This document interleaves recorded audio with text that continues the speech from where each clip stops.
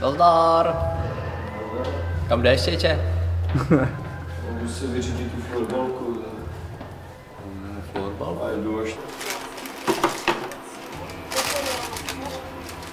A tady vidíme sebevraždu, už jde skákat z okna. Zkoušte z matiky. Vymedený idiot. A asi mu to, ty vole. Udělá to. Prepare anus. Takhle vypadá uklizený pokoj na Strahově.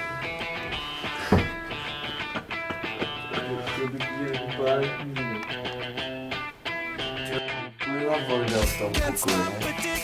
Mám kocovinu, všechno vidím lakář. Je tady bordel, tanky. To víš, to jsou ty lidi s těma poutama. To je spíš? Proč? Po 4 hodiny. Co jsi dělal do školy? No, jsem byl naprosto při premiéře Hobbita. No a?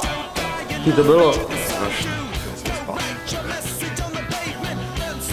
Ne. Provašel s tím, tak aby si zase lehnul. Dobře. Tak čau. Čus.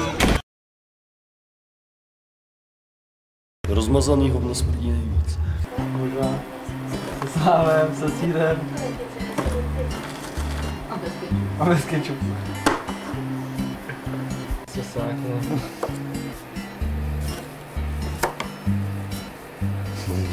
Přítel snídá 7 kremrolí. A když je spořádá, dá si repete. Cukrlátko, on totiž říká, dobré lidi zuby nebolí. A je to paráda chodit po světě a mít ústech sladko.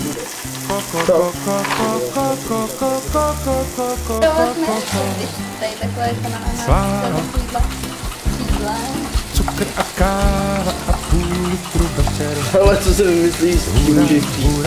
Akce. Půjč mi bůra, trata dnes dělá 4 stovky, všechny cukrářky z celé republiky.